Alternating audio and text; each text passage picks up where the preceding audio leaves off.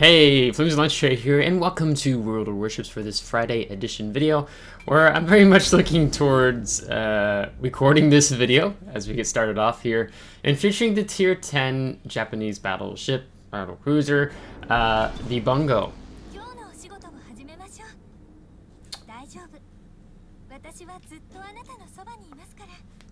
With Commander Izumo at the helm. I literally forgot what commander I had on this, and in case someone asked, I had to pull up the game amidst doing all my research before featuring this ship. So if you're wondering, it's the Azure Lane Izumo commander at the helm of Bungo here. So this battle video, there's going to be a few funny elements, but this is a battle in which I shouldn't be alive by the time this battle gets done. Okay, and I can't, it's a little foreshadowing, don't want to go into details there, but it's going to be kind of I'll talk more about it when the time comes. Okay, it's kind of the activating not my problem, it's somebody else's problem that the enemy team does.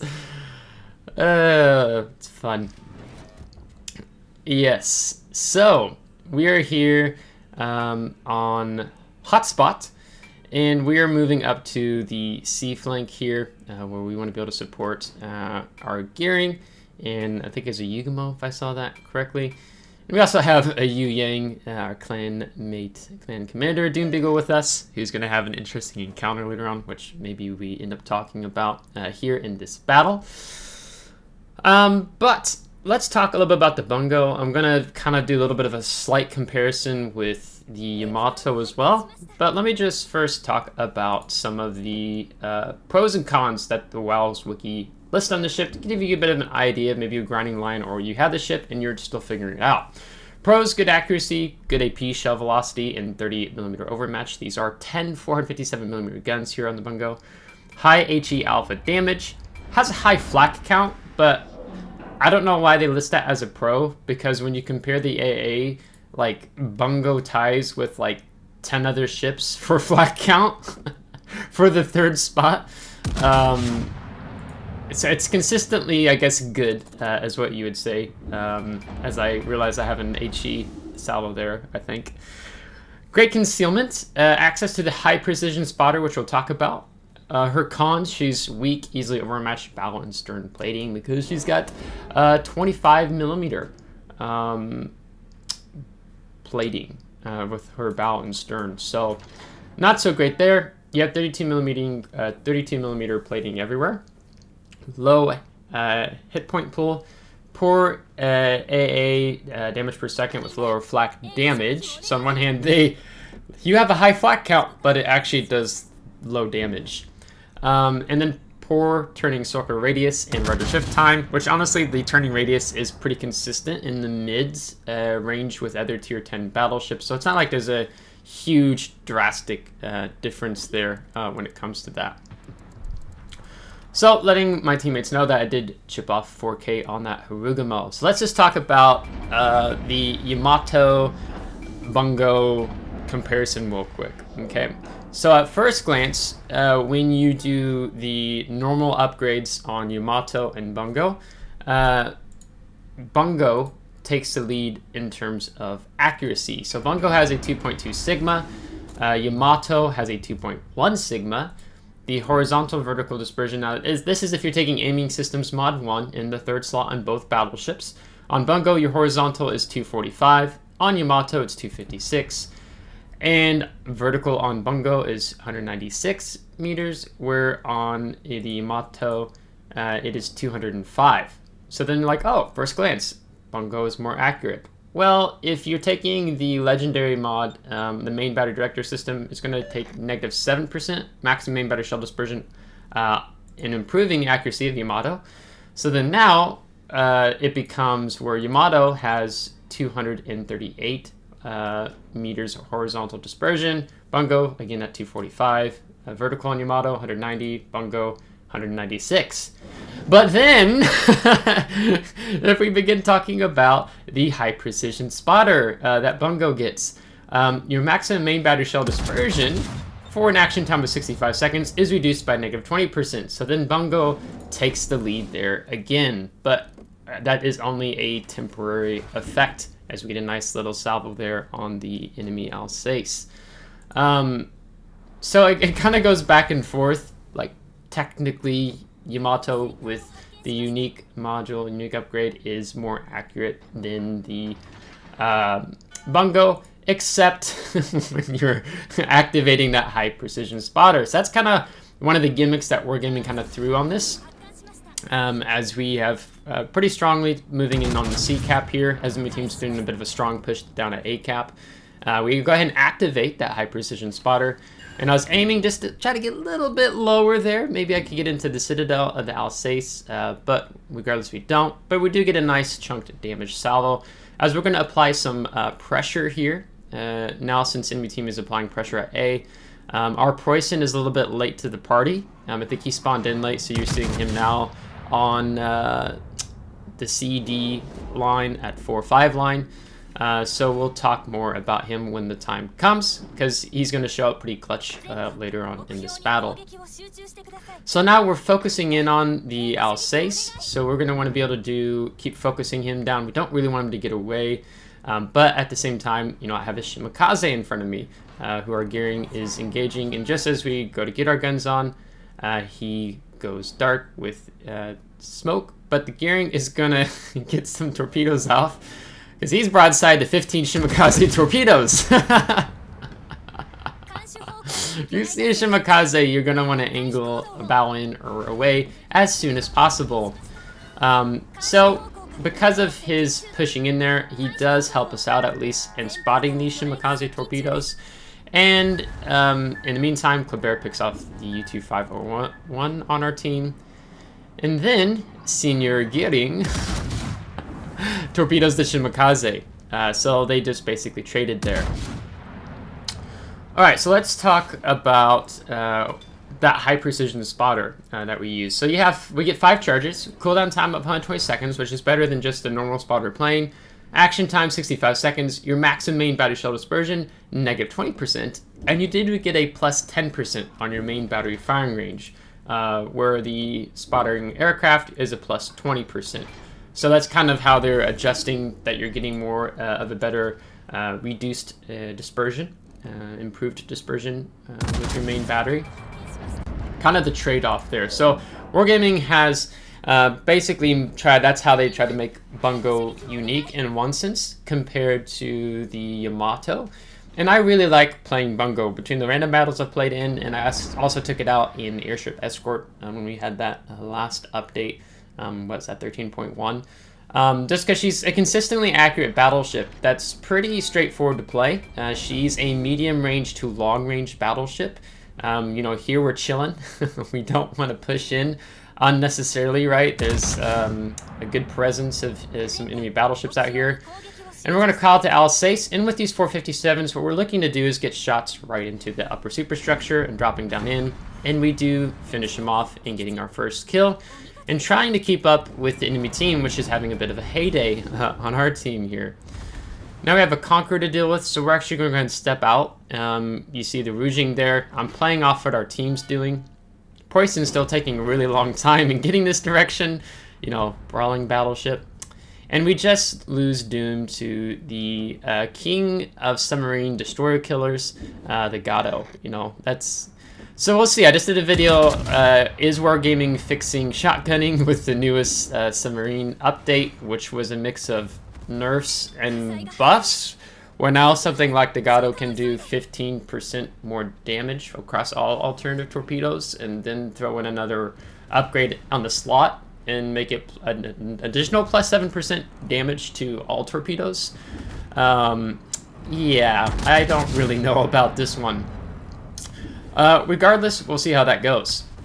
But looking like the Conqueror is trying to get a ram off there on the Wujing, but he's going to avoid that. For the meantime, we do need to keep focusing the Conqueror, as much as I'd rather try to deal with the Petro. It's a little bit of a pain to deal with the Petro at range, right? The Petro's doing the right play and just going down the 10 line and just kind of dragging things out and putting us more into a cross-firing situation. Now we're going to get our rear turrets off here, so you're going to have a better broadside into the Conqueror, and we are going to get our second kill and picking off a Citadel there. And we're actually even going to get a decent amount of secondary hits in this battle as well, as Commander Azuma is panicking. So when we look down here to the south, we have an enemy Montana, we have an enemy FDG that are going to be pushing up back into the spawn because they see more of the threat we pose, as Gato continues its reign of terror and destruction and taking out Yugamo. And Yugamo taking out the Gato. So losing all of our destroyer players now at this point, which is a pain, as we pop the spotter plane for the enemy Buffalo. Right, so it's interesting, right? When a submarine player, or submarines, historically speaking, knew a destroyer was hunting them, they panicked. They fled in fear. In World Warships, they charge you. But having a spotter plane high precision spotter plane means we're going to have a very accurate salvo here on this enemy Kirikaze, and it's looking really good. But we leave him with 60 hit points, so that's a pain. And we will definitely be blind firing him if the Wujing secondaries don't kick in there, which doesn't look like they're going to. I was really hoping to get the kill there. So we're going to keep watching his shell tracers as the Wujing dies to the Buffalo's fire. And we're looking. We make the connect, and we pick up our third kill. Now we're in a really bad situation. And you know that poison I talked about towards the beginning of this battle? Yeah, he's just showing up to support us. He has been supporting us from afar. You know, maybe he had some issues logging into the game. But regardless, he is now here. Now, here's a cool thing where you can see I'm actually dark here, and we're this close. Bungo has the second best concealment here in World of Warships, and I'm going to verify that just to make sure. Only being beaten out by the Incomparable, with Thunder falling closely behind. So that's another thing where there's a definite trade-off between Bungo and the Yamato, where you have much better accuracy. You don't have the overmatch of the 460 guns that Yamato has in pinning 32mm, where we only get to pin 30mm here on Bungo. But then the other thing is our survivability is rather poor, with only 82,900 hit points. 82,800 hit points, where Yamato is much better in terms of her hit points, which I'm going to check that real quick as we line up a salvo here. Yeah, Yamato has 97,200 hit points, as we do find the Citadel there. I think I dropped my aim a little bit. I think I should raise it a little bit higher there, because not as many of our guns hit there. But we're going to return to kite away. That's really what we want to be able to do here. But unfortunately, you know, we're kind of in a sticky situation. Either a broadside to the battleships or a broadside to Petro. And I've decided to be broadside to the Petro and not to the FDG in the Montana. Now, this is where we're really beginning to activate a little bit of the not my problem, Bungo is somebody else's problem, bubble shield around us, if you will. Montana's still taking some shots. Petro's going to keep shooting at us. But that's actually going to get to a point where they're just going to start ignoring us, because I think they just assume I'm about to die. Almost get the Montana there, a little frustrating, as I'm very concerned I'm about to die here in just a moment. Wandering as the FDG, going to take the killing shot here as the poison takes out the enemy Montana.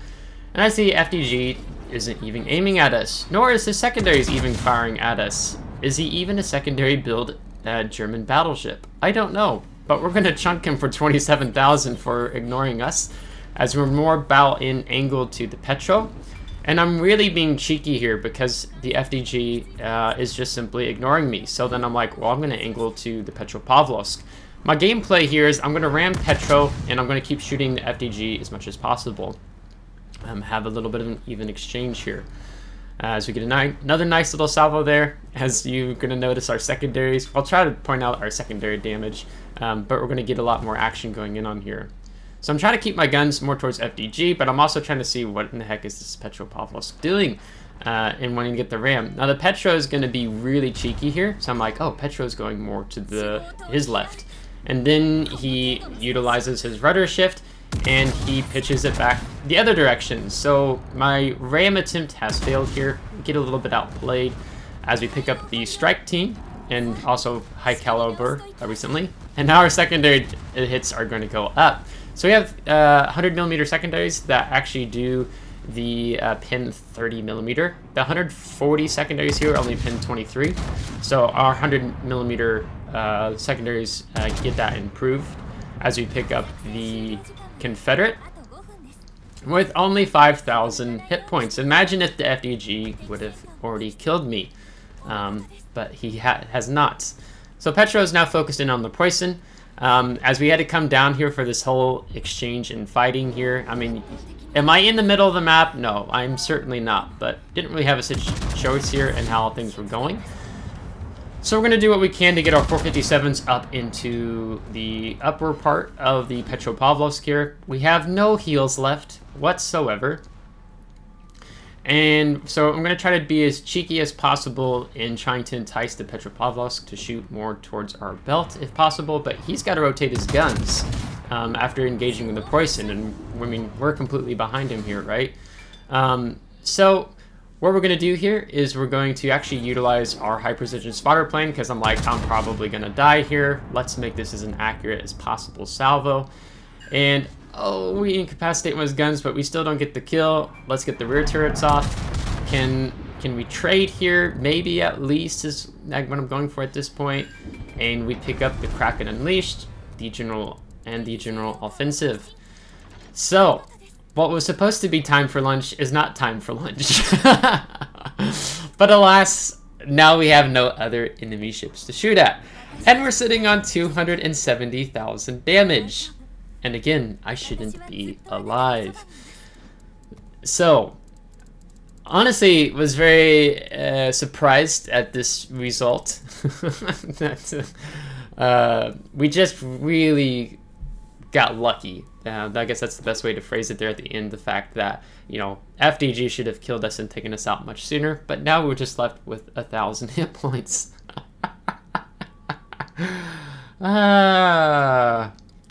It was a fun game. It was a fun game despite the loss that we're just almost like, you know, over 400 points behind. Roughly 4. No, my math is bad. We're behind the enemy team here. But we have 1.5 million pistol damage, 35,000 spotting damage, 94 secondary hits. I think this is the most secondary hits I've ever gotten in Bungo. I don't recommend a brawling secondary build Bungo. But I just found it rather amusing when I was looking at the post-battle results and just seeing how this game went. Bungo's best played at medium range to long range again. And when I say medium range, what I'm saying is like outside of her concealment, right? When we build best for concealment, we're at 12.1. So ideally like 13 kilometers and up. So you have the ability to choose when you want to engage. Just engage in case enemy team's pushing. Mid-range I typically refer as like 12 to 15 kilometers. Then 16 and up is really more getting into the long range here in World of Warships.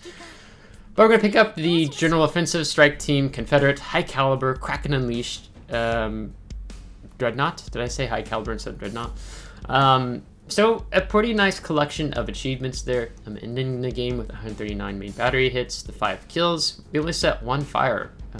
Surprising. Apparently our secondaries don't have a high fire chance setting rate. Here we're going to top the team with 1500 base XP.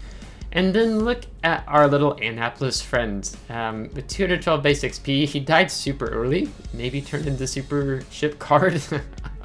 But I've had bad games like that too, so I feel from there. I just thought it was rather amusing. Going into detailed report, our secondary battery actually did 17,000 damage with our secondary battery. 94 connected of 427 fired. We only did 2,100 damage there. With the AP, we did 250,000 damage. And this is what it looks like all said and done with premium accounts. So, if you'd like to us probably even still more, we can talk more about Bungo that I get into this video today. But we're going to be doing upgrading commander build video tomorrow on the Bungo, so I'll give you a detailed look at the armor scheme, we'll look at the upgrades, look at the commander build that I have thus far, and just a much more in-depth look here at Bungo. But at least you get to see what Bungo is capable of, especially when you activate not my problem, somebody else's problem, Bubble Shield. I would like to be able to activate that more often here in World of Warships, so the moon and stars aligned in this battle today for that. So if you liked today's video, give a thumbs up. If you didn't, give a thumbs down. Subscribe if you do want to see more. If you're subscribed, thanks so much. I really appreciate it. And as always, thank you to my Patreon supporters. So until next time, take care.